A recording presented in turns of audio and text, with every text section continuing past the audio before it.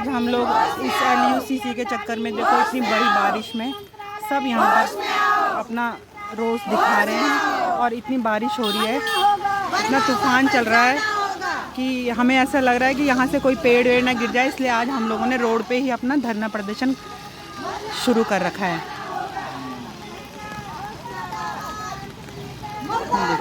ये देखिए आज ये हालत हो गई है हम लोगों की, रोडों पे आ गए हैं हम लोग। भगवान करे जल्द से जल्द सरकार को समझ में आए और हम लोगों का पैसा वापस हो जाए। ये देखिए सारी महिलाएं, पीड़ित महिलाएं हैं ये। हम लोग इतना परेशान हो गए हैं, चाहे बारिश हो, चाहे धूप हो, चाहे तूफान हो, हम लोग धरने पे आना ज़रूरी समझ रहे हैं। देखिए सरकार हम लोगों की जल्द से जल्द सुने, इस चीज़ पे सुनवाई करे, बस यही उनसे रिक्वेस्ट है।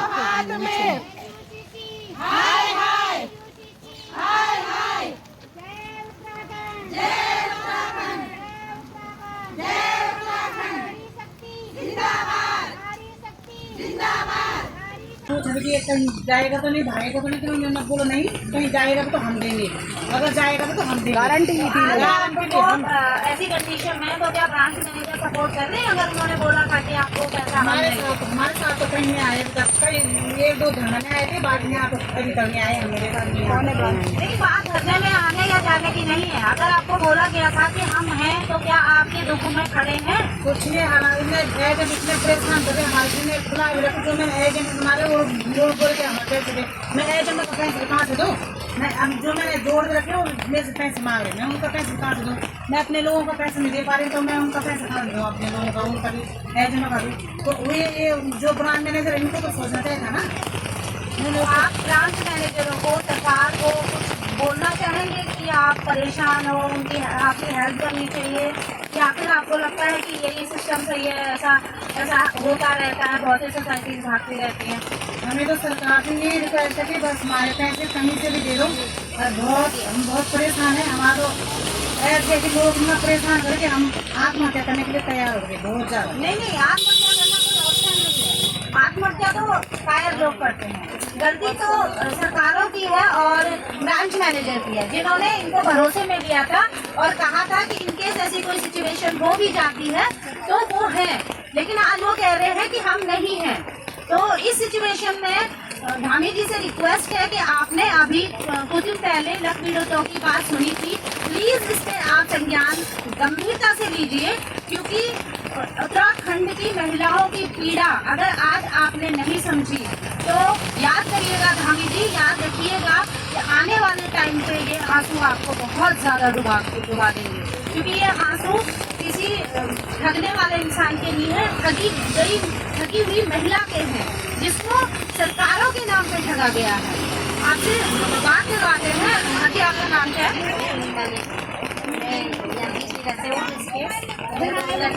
जाने किया था, सबसे पहले मेरे को जाने किया था तो सब लिया था, 100 लिया था उसने।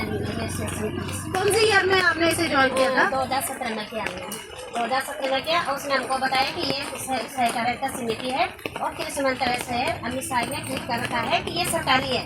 तो उन्होंने ये कहा कि अमूल दूध है, अमूल दूध भी एक सोसाइटी है, कि डरो मत काम करो इसमें। अच्छा ये बताइए कि ये कैसे उनके दिमाग में आया कि आप डर रहे हो? क्या आपने उनसे क्वेश्चन किया कि आप डर रहे हो? हाँ जी, क्वेश्चन किया था मैंने कहा दीदी आप ज्वाइनिंग दे रहे हो मेरे को, लेकिन मेरे को कुछ वो दोस्त क्या वो है आपके पास कि मैं भागेगी नहीं। उन्होंने मेरे को बोला था कि भागेगी नहीं, अगर भागेगी तो मैं दूंगा तेरा पैसा, मैं दिलाऊंगा तेरा पैसा। आज तो वो जेल में है, तो वो तो कहाँ से पैसा देगी जब तक भाग नहीं आई? भारत सरकार और पुलिस विभाग ने उनको अंदर कर रखा है, तो अब आपको किससे उम्मीद है कि कौन आपका पैसा दे सकता है? मुझे तो उम्मीद सरकार से, धामी जी से है और गृह मंत्रालय से। गृह मंत्रालय से मैं हाथ जोड़ से विनती करती हूँ कि गृह मंत्री आप हम एक गृहिणी हैं, आप हमारी मदद करिए। तो आपको जिसका पैसा आपने लगा रखा है वो लोग परेशान भी कर रहे हैं? मैडम परेशान कर रहे हैं, मेरे को तो धमकी दी गई कि तुम मेरे पैसे नहीं दोगे तो मैं देखता हूँ कैसे निकालते हैं पैसे। इसका मतलब क्या हुआ? कैसे निकालते हैं पैसे? मतलब धमकी दे रही है कि अगर तुम मेरे पैसे नहीं दिलाओगे तो मैं किसी से बात करके तुमसे पैसे निकलवा के रखूंगी। इसका मतलब ये हुआ कि इन महिलाओं को गलत शोषण करने की धमकी दी जा रही है। अगर इन महिलाओं के साथ गलत होता है तो इसकी जिम्मेदारी किसकी होती है? या तो उनके जीवन पर संकट है या तो उनके साथ कुछ गलत हो सकता है। तो आप सभी से रिक्वेस्ट है, सरकारों से रिक्वेस्ट है, इन महिलाओं को उनकी अस्मिता और उनके जीवन पर आने वाले संकट से आप अवेयर होएं और इनको उन सब चीजों से बचाइए प्लीज, क्योंकि आपकी ये जिम्मेदारी भी है और आपके नाम पे ठगा गया है। अगर आपकी फोटो लगा के हमें ठगा गया है तो कहीं ना कहीं आपकी जिम्मेदारी भी है, आपकी नजर तो पड़ी होगी। आपने GST भी लिया था इन लोगों से, तो आपको पता था कि ये सब चल रहा है। और अगर आपके नाम से उत्तराखंड की किसी भी महिला के साथ कुछ अत्याचार होता है, शारीरिक या मानसिक, तो पूर्ण रूप से पूरी सरकार जिम्मेदार होगी और फिर हम सरकार की ईंट से ईंट बजाएंगे।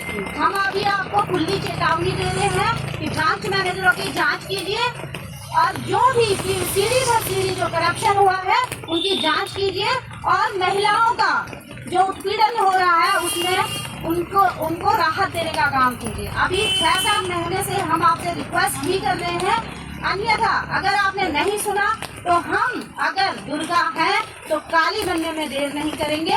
फिर आप काली की शक्ति को जानते हो, हम आपकी जो गद्दी है उसको उखाड़ भी सकते हैं। तो आपसे रिक्वेस्ट है धामी जी, प्लीज आपने अगर सौम्यता से हम लोग पीड़ितों की बात सुनी है तो अब आप उस पर मनन भी कीजिए और उसका हमारा कार्य शीघ्र से शीघ्र करिए। हम नहीं कह रहे हैं कि जांच मत करिए, जांच करिए, हमारी भी करिए, सबकी करिए, लेकिन सच को सामने लाइए। सच को सामने लाना बहुत ज्यादा जरूरी है। उत्तराखंड डूबने की कगार पर है और मातृशक्तियाँ कहीं ऐसा न हो कि आपके माथे पर कलंक का टीका लग जाए। मातृशक्तियाँ बहुत ज्यादा संख्या में आत्महत्या करने के लिए मजबूर हो जाए और आपके शासनकाल में अगर ऐसा होगा तो आपके शासनकाल पर ये सबसे कुटिल दाग होगा। इसलिए आप खुद को भी बचाइए और हमें भी बचाइए। Thank you so much.